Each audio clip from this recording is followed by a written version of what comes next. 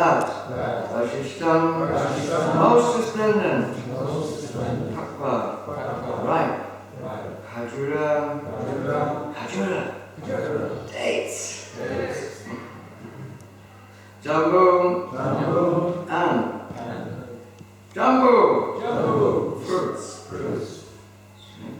Mud, having, go, by the cows, go Palayim, and the cowherd boys,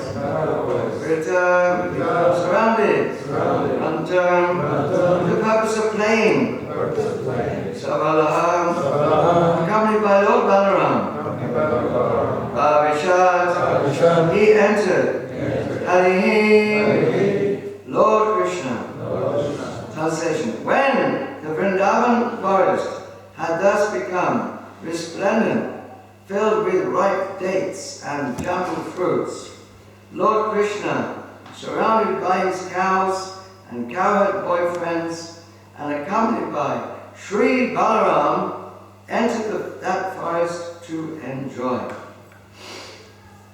Text 26. Yanavo Mandagaminya Udo Varena Bhuyasa Yayo Bhagavata Huta Jutam Pritjastasana.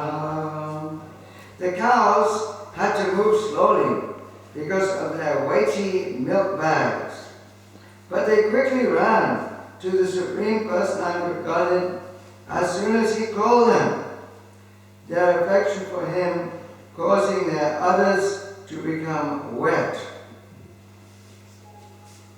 Purport by Srila Prabhupada. Srila Prabhupada comments, the cows, being fed by new grasses, became very healthy and their milk bags were all very full. When Lord Krishna called them by name, they immediately came to him out of affection, and in their joyful condition, the milk flowed from their bags. Text 27. Vanukasha pramudita, vanuraji madhuchuta, jaladara giyenadad, asanada drisheguham. The Lord saw the joyful Aborigine girls of the forest, the trees dripping sweet sap, and the mountain waterfalls, whose resounding indicated that there were caves nearby. Text 28. Kvachit vanaspati krode guhayam chabivashati nevisha bhagavan reme kanamula valashana. When it rained, the Lord would sometimes enter a cave or the hollow of a tree to play and to eat roots and fruits. Purport. Srila Sanatana Goswami explains that during the rainy season, bulbs and roots are very tender and palatable, and Lord Krishna would eat them along with wild fruits found in the forest. Lord Krishna and his young boyfriends would sit in the hollow of a tree or within a cave and enjoy pastimes while waiting for the rain to stop. Doesn't look like we're going to have rain today, but maybe we will. We just read in the newspaper, I saw a picture on the internet, how in Jagannath Puri 2 days ago, what's the date today? Today's the 13th. On the 10th, they had a flood in Jagannath Puri. And they were pulling the cart, they didn't see so many people. They were, up to this level in the water. Yeah, it was pouring with rain. I heard from Dharmatma, he said years ago, that he was there with Radhanath Swami. It also poured with rain, and they were able to climb up on the cart, right? That's Dharmatma. Is that true? Because there was nobody there, you could climb up on the cart. It rained so much that the only one with Radhanath Maharaj was there with 2,500, a big yatra, and they were the only ones around the cart. He said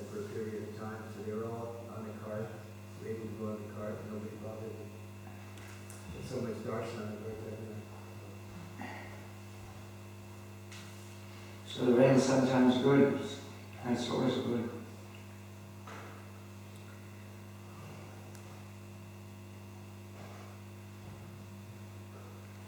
Of course, Prabhupada also wrote this Light of the Bhagavatam, and he was invited to go to Japan. There was a big conference.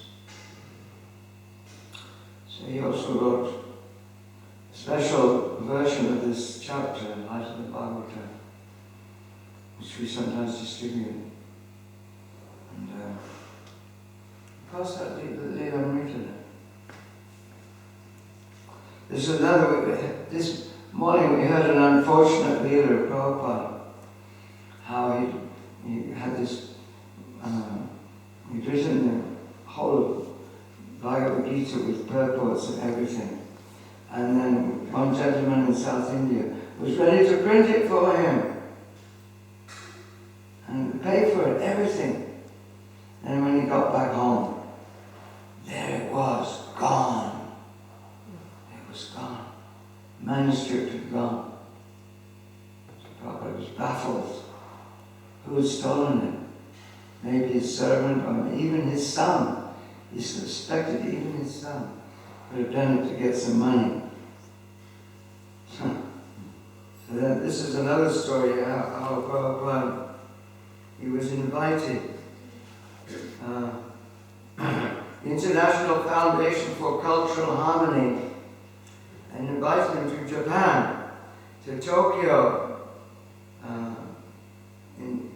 for the Congress for Cultivating Human Spirit in 1961, to be held in Tokyo. The theme was World Peace, to Cultivating Human Spirit. And Prabhupada wanted to go. And so Prabhupada, he wrote a special book, which is this, what we now call Light of the Bhagavatam, which is based on this 10th canto, 20th chapter, the same Srimad Bhagavatam. So,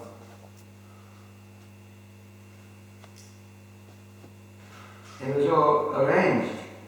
The secretary of the foundation, Mr. Toshikoro Nakomo, wrote back to him at Almviks Gard expressing his high regard both for Indian culture and for his proposed presentation. And Mr. Nakomo also enclosed an official certificate, as he had requested, stating that Bhaktivedanta Swami was a bona fide visitor to their convention, whose expenses in Japan would be paid.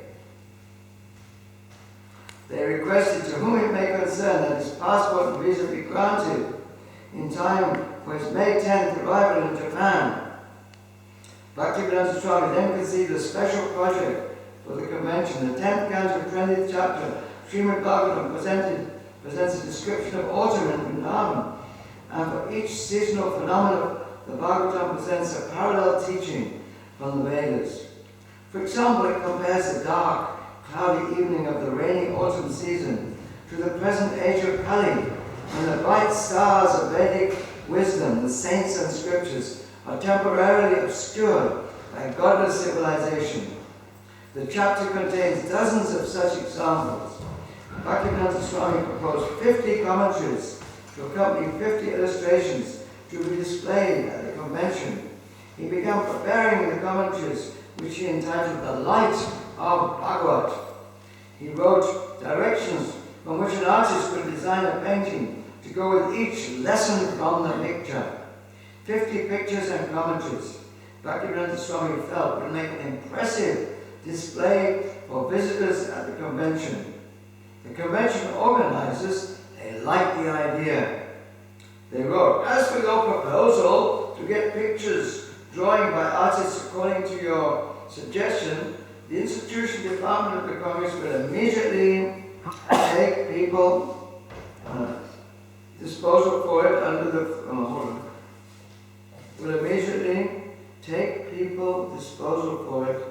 under the full consideration of about some specified idea of picture which will be given to us by you, so I should like to get them as soon as possible.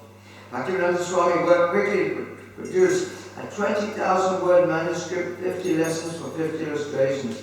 The pictures were to depict the forest, fields and skies of Vrindavan during the rainy season, and the lessons were sometimes criticisms of godless governments, materialists and false religionists, sometimes assertions of moral principles and God consciousness, and sometimes depictions of Lord Krishna and his eternal associates in Vrindavan. Everything went smoothly between Bhaktivedanta Swami and the sponsors in Japan. The problem was to raise the travel fare. He approached the likely sources, writing to the central government's Ministry for Scientific Research and Cultural Affairs. He presented his certificate from Mr. Nakono and explained his position as a sannyasi. In late March, the ministry sent him a form to complete and return. Time was running out. It was getting short. On March 29th, he wrote the Vice President, Dr. Radha Krishnan, with whom he had a speaking acquaintance as well as a philosophical difference. He wrote, "You know that I am a sannyasi without any relation with bank. Neither I am attached with financing institution, but the Japanese organizers have liked my literatures and they want me to be present there." He pleaded that since the great acharyas of India had formally presented their knowledge for the benefit of the world, the Indian government today should send representatives of the acharyas to deliver the message of Atma, or the human spirit. He also wrote the deputy manager of Scindia Steam Navigation Company in Bombay, reminding him of his 1958 to give a 50% concession on a ticket to the United States. After explaining his invitation from Mr. Nakono in Japan, Bhaktivedanta Swami pointed out that the full round-trip fare to Japan would be less than half the fare to the United States. Trying all possibilities at once, with less than a month and a half before the convention, he wrote to another potential donor, Mr. Bridgeratan S. Mahata, who had once expressed his willingness to send Bhaktivedanta Swami to South America, when an Indian sponsor there had written expressing interest. At that time, Bhaktivedanta Swami had been unable to get the proper certification from the Indian government. But here, he explained, was a new opportunity to present the message of the Vedic literature to an international gathering of interested people. And passage to Japan was less than South America. On the same day, he wrote to Mr. Mahate. He also mailed his completed form to the Ministry for Scientific Research. In answer to their question as to why he was asking for a donation, whether he had done so before, he replied, "Before this, I never asked the ministry for any financial assistance, as there was no need for it. As sannyasi, I can ask for financial help when there is absolute necessity. Our life is dedicated to render service to the humanity at large for reviving the dormant spiritual consciousness." Meanwhile, his other arrangement proceeded with full cooperation from Japan. He had already sent Mr. Nakono the first 20 illustration ideas from the light of the Bhagavatam. "Japan is famous for artistic work," he wrote, "and India is famous for spiritual culture. We should now combine." He suggested they also print the text and pictures as a book. Mr. Nakono assured Bhaktivedanta Swami that they would be eager to meet him at Haneda Airport. They would be readily recognizable since they would be holding a flag. And if he liked, he could stay in Japan for an entire month and hold local meetings after the scheduled convention. Mr. Nakono also asked the favor of Bhaktivedanta Swami. To solidify relations with the mayors of 3 Japanese cities, he asked that Bhaktivedanta Swami send letters to the mayors requesting their full support of the Human Spirit Congress. Bhaktivedanta Swami immediately complied. By now it was April, and no money had come. Finally, after a personal interview in which he received a definite no from Dr. Radhakrishnan, Bhaktivedanta Swami turned to Mr. Nakono in disappointment. On April 18th, he wrote, "I am in due receipt of your letter of the 9th instant, and I am grateful to you all for that you have said for me. I am a humble creature, and I am just trying to do my bit in this connection because I was ordered by my spiritual master, Srila Bhaktisiddhanta Saraswati Goswami Maharaj. While I am feeling too much ecstasy for the reception arrangement you are doing for me, I beg to inform you that my passage expenses, which is near about rupees 3,500, is not yet settled. I submitted one application to the Government of India for help, and the copy of my application is also sent herewith. I also wrote a private letter to Dr. S. Radhakrishnan in this connection, and the reply which I have received is also enclosed herewith. All these are not very encouraging to me. I therefore saw the Vice President today personally, but he says the same thing as he has written in his letter. Although the matter is not yet hopeless altogether, I am disturbed in my mind, thinking, what shall I do in case the government denies to help? I am therefore seeking your good advice in this connection. Dr. S. Radhakrishnan has said to me that you had also invited him to attend your congress, and he opines that the passage expenses might have been paid by you. The hope and expectation of the congress is undoubtedly very great, and I wish that I may fully utilize this opportunity for general welfare of the entire human society. I have fully explained my views authoritatively in my statements already sent to you for publication, and the gist idea is expressed in the letter of the mayors, the copy of which is also enclosed. As a sannyasi, I have no personal purse for money for expenditure. Under the circumstances, if the government denies to help for the passage, then I will have to ask for the same from you. Otherwise, my going to the Congress will end in a dream only. I have very little faith in the dealings of the politicians, and especially of the Indian politicians.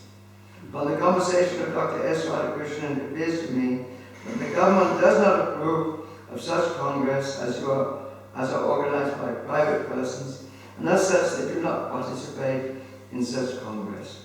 I shall wait for the final decision for 1 week more, when the matter will be clear, yes or no. Replies from prospective donors in India were all negative. On April 20th, he cabled Mr. Nakono. As you have developed a deep love for me, I dare to ask you to send me financial help to take me to Japan. I think you can immediately instruct your embassy in Delhi to do the needful and dispatch me to Japan on your behalf. I am feeling too much to meet you and the Congress so that we can build up a solid institute for spiritual cultivation. I shall await your instruction by cable to fix up my program. But Mr. Nakono could not help, and Bhaktivedanta Swami's effort ended in dream only. Srila Prabhupada ki. But Prabhupada was dreaming to preach, and he was dreaming to please Krishna and spread this Krishna consciousness movement. So this was a wonderful dream he had. And of course the book he wrote, it was eventually published, The Life of the Bhagavatam. And you can read it. And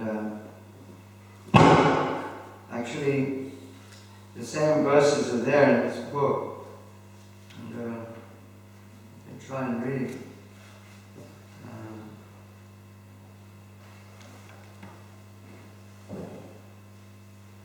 And some of the verses were not always in the book.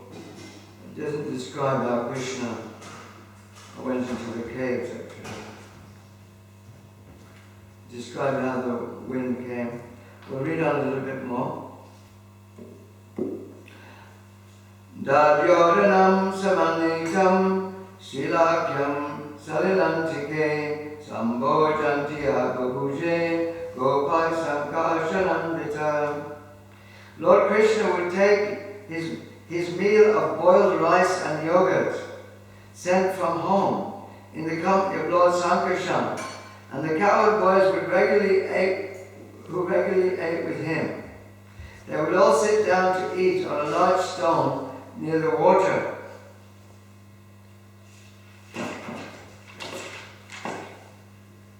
Sarvopalapali samvisya javato militekshanam Triptan Vishan Vatsaran Gastu Svado Balasamam Pravritriyam Chitam Viksha Savakala Saukavaham Bhagavan Purtayam Chakre Atma Shakto Brahmimitam.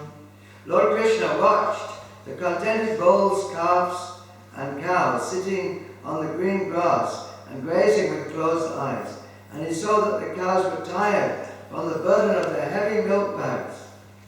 Thus, observing the beauty and opulence of Vrindavan's rainy season, a perennial source of great happiness, the Lord offered all respect to that season, which was expanded from his own internal potency. And we have to finish now. Purport. The lush beauty of the rainy season in Vrindavan is meant to enhance the pleasures pastimes of Sri Krishna. Thus, to set the scene for Lord's loving affairs, his internal potency makes all the arrangements described in this chapter. So we can remember now how this Jagannath Rath Yatra festival is like the Lord going to Vrindavan, the Lord of Dwarka, in his big temple is going to Gundisha Mahajan. And in Stockholm, we're actually going backwards. We're starting by a park and we're going to the palace. Is that right? Yeah. Yeah, so you're going backwards actually. We should go the other way. We should start at the palace and go to the park and have a big festival there. But then there wouldn't be so many people. So our Sankirtan movement is meant for more and more people. Last year was amazing. I think last year was the first year you had big prasadam distribution, right? Second year. It was very successful last year. Everyone loved the prasadam, and we had great kirtans, and the weather was nice also. And so I hope that Lord Jagannath is going to enjoy today. And we take him back to Vrindavan. Srila Prabhupada King. Jagannath Rath Yatra Festival King. Srila Prabhupada King. Thank you very much. We have to do the festival thing, we have to leave by 9 o'clock. So we have to take the sound. Is that right? We do have organization and intelligence in the form of Parshuram. Although he says, just have kirtan and everything will work out. Still, we have to organize the kirtan. So we have to end here, if you don't mind. That's all right? So Srila Prabhupada was disappointed, but again and again he picked himself up from his disappointment and went on regardless till he founded International Society for Krishna. So we have to follow his example. We should never be disappointed and give up. We should try and try again. Thank you very much. Hare Krishna.